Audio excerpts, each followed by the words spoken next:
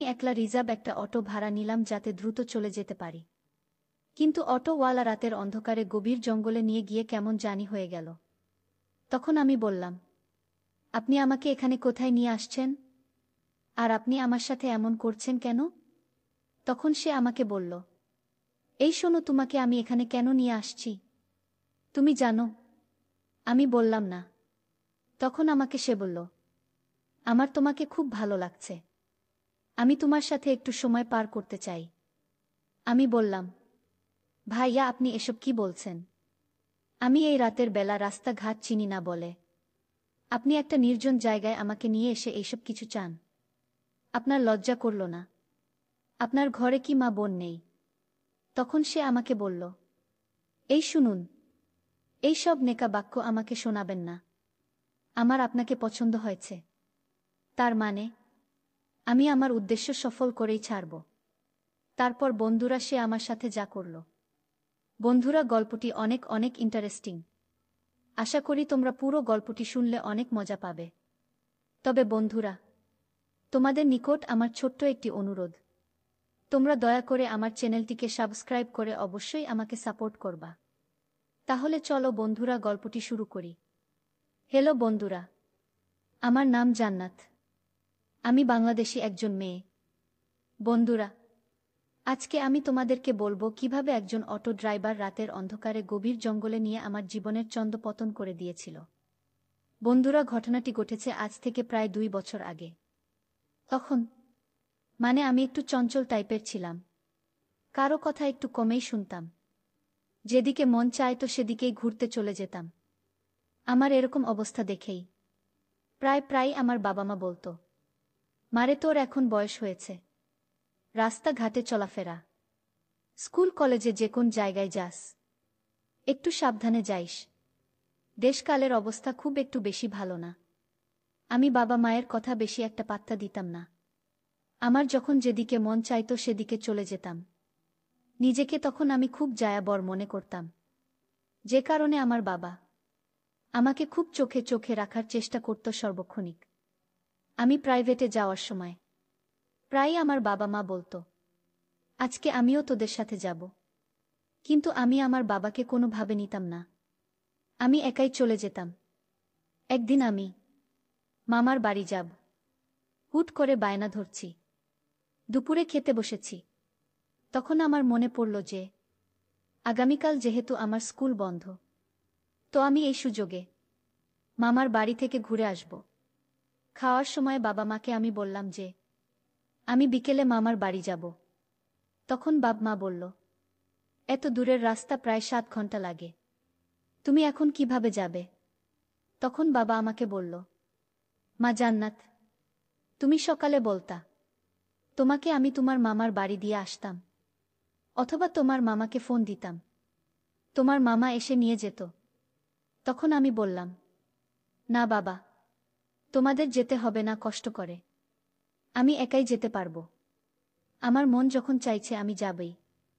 তখন আব্বু আমাকে বলল যে এতদিন তুমি যা কিছু করছো না করছা, এখন ধীরে ধীরে বড় হয়েছে, নিজেকে একটু বোঝার চেষ্টা করো। এভাবে মেয়ে মানুষ হয়ে চলাফেরা করা ঠিক না। তখন আমি আব্বুকে বললাম যে আগে ছোট ছিলাম, তোমাদের ভয় ছিল, এখন তো আমি বড় হয়েছি, তাহলে কেন ভয় করছো? আমি তো নিজে চলতে পারি, আমি কি এতই বোকা? তখন আব্বু বলল যে মেয়েরা বোকা হতে সময় লাগে না, তুমি হয়তো মামুনি বুঝতে চাও না, এটা যখন হবে তখন বুঝবা। তখন আমি আব্বুর কথা মানছিলাম না। আমি বললাম, তুমি যত যাই বলো আমি ঠিকই চলে যাব। আর আব্বু আম্মুকে বলে গেল যে সে যেন আজকে না যায়, কালকে আমি নিয়ে বেড়ায় চলে আসব। আমি আব্বুর কথায় চুপ করে শুধু শুনে রাখলাম, কিছু বললাম না। যখন খাওয়া দাওয়া শেষ, তারপরে আমি বায়না ধরলাম যে আম্মু আমি চলে যাব। বিকালে সব কিছু জামাকাপড় রেডি করে বসে আছি যে আমাকে যেতে দাও। তখন আম্মু বলছে না, যাইতে দেব না, ভাড়ার টাকা দেবে না। আব্বু আম্মু না দিলে পাবো কোথায় থেকে? তখন তো ইনকাম করি না। তখন আম্মু আমার মুখের দিকে তাকাইয়া বলতেছে, ঠিক আছে টাকা দিতেছি। তুমি যাও, তবে সাবধানে যেও, আর যেতে যেতে তো রাতও হতে পারে। তখন আমি বললাম, চিন্তা করো না, গাড়ি ঘোড়া রাস্তায়, রাত হলেও কোনো সমস্যা নাই। পরে আমি, আব্বু বাসায় ছিল, আমার কাছে বলে বাসা থেকে বের হয়ে গেছি যে আব্বু যেহেতু নাই, এই ফাঁকে আমি বাসা থেকে বের হয়ে গেছি। তারপর আমি রওনা হলাম, রওনা হয়ে চলে গেছি, মানে বাসে রাস্তা শেষ হয়েছে। বাস এতে অনেক লোকজন থাকে, সবার সাথেই গেছি, তখন কোনো সমস্যা হয় নাই। তো যখন মামার বাড়ি যাব, বাস থেকে যেখান থেকে নামলাম, সেখান থেকে মামাদের গ্রামটা একটু দূরে, এবং সেই গ্রামের রাস্তাটা খুব নির্জন। এছাড়া তখন মোটামুটি রাত হয়ে গেছে, আর এ গ্রামে রাত্রে মানুষ খুব একটা বেশি একা চলাফেরা করে না। পরে আমি ভাবলাম যে হাইটে তো আর যাওয়া সম্ভব না, একটা অটো নিয়ে যাই। তখন আমি একটা অটো ড্রাইভারকে ডাক দিয়ে বললাম যে, ভাইয়া, আমাকে একটু ঠাকুর পাড়া দিয়ে আসবেন। তখন বলল, হ্যাঁ দিয়ে আসব। আমি বললাম, ভাড়া কত? উনি বলছেন যে, ম্যাডাম, আপনি ভাড়া যাই দেন, কোনো সমস্যা নেই, তবে আপনি ভাড়া যাই দেন, কোনো সমস্যা নাই, তবে আপনি যাইতে পারেন। তখন অটো ড্রাইভার আমাকে বলল, আপনার সাথে কোনো লোক আছে? তখন আমি বললাম, না ভাই, আমি তো একা, আপনি আমাকে প্লিজ একটু হেল্প করেন। তখন ড্রাইভার খুব খুশি হয়ে গেছে, মানে ভাড়ার কথা বলতেছে না, বলতেছে ভাড়া আপনি যাই দেন, কোনো সমস্যা নাই, তবে আমি আপনাকে নিয়ে যাব। আর আমিও মানে আনন্দিত যে কি ব্যাপার, লোকটা ভাড়াটারা চাচ্ছে না, তাহলে তো লোকটা খুবই ভালো, আমাকে ড্রপ করে দিয়ে আসবে আমাকে। আর মামাতে ফোনে আমি বলতেছি যে, মামা আমি কিন্তু চলে আসছি তোমাদের বাড়ির কাছাকাছি।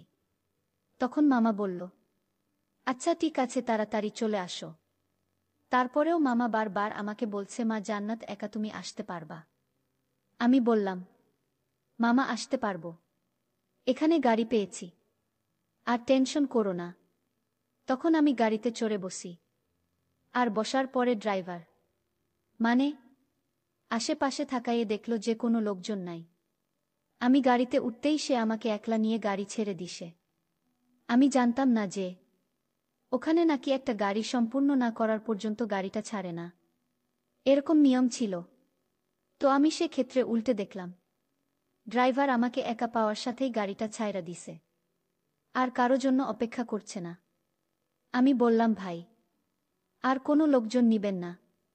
তখন সে বলছে যে, না, আর কোনো লোকজনের দরকার নাই, তোমাকে দিয়ে আসব, পারলে ম্যাডাম আমাকে কয়েক টাকা ভাড়া ভাড়াইয়া দিয়েন।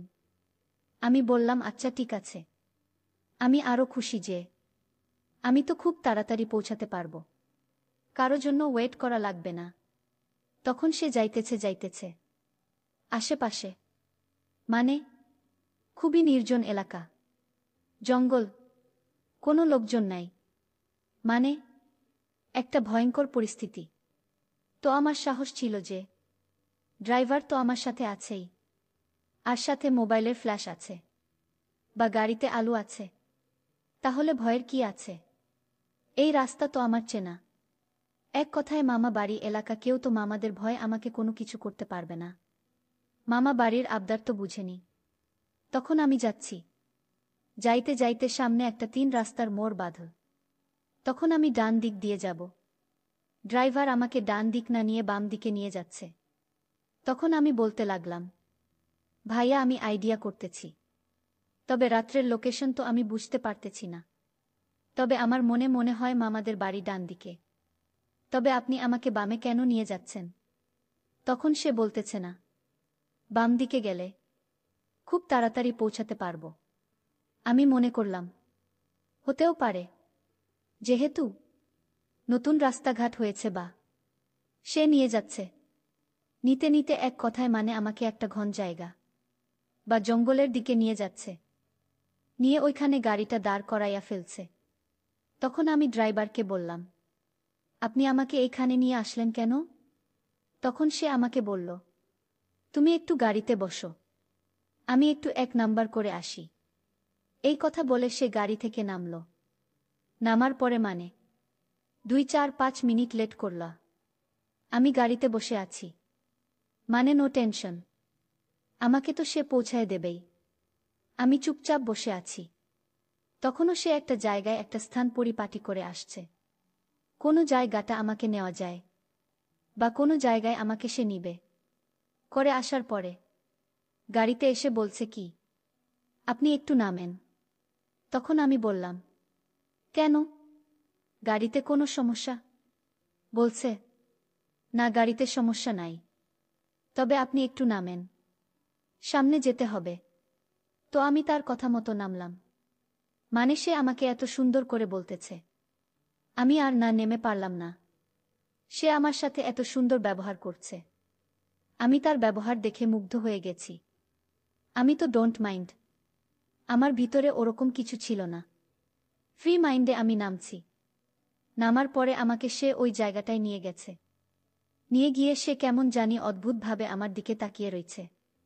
আমি তার তাকানো দেখে মনে মনে অনেক ভয় পাইতাছি, কিন্তু আমি তাকে বুঝতে দিতেছি না। আমি তখন রেগে মেগে বলতেছি, একই ভাইয়া, আপনি আমাকে এখানে কেন নিয়ে আসছেন? আমার সাথে আপনি এমন করছেন। তখন সে আমাকে বলল, এই শোনো, তোমাকে আমি এখানে কেন নিয়ে আসছি তুমি জানো? আমি বললাম না। তখন আমাকে বলল, আমার তোমাকে খুব ভালো লাগছে, আমি তোমার সাথে একটু সময় পার করতে চাই। আমি বললাম, ভাইয়া আপনি এসব কি বলছেন? আমি এই রাতের বেলা রাস্তাঘাট চিনি না বলে আপনি একটা নির্জন জায়গায় আমাকে নিয়ে এসে এইসব কিছু চান? আপনার লজ্জা করল না? আপনার ঘরে কি মা বোন নাই? তখন সে আমাকে বলল, এই শুনুন, এই সব নেকা বাক্য আমাকে শোনাবেন না।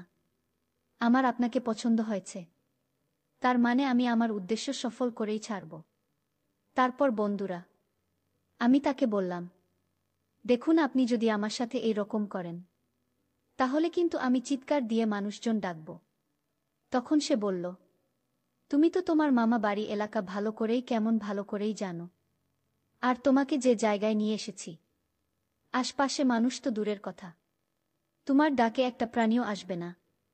তার চেয়ে বরং আমি যা বলছি তুমি সেটা মেনে নাও। তারপর আমি বললাম, আপনি যেটা বলছেন সেটা আমি কেন শুনব?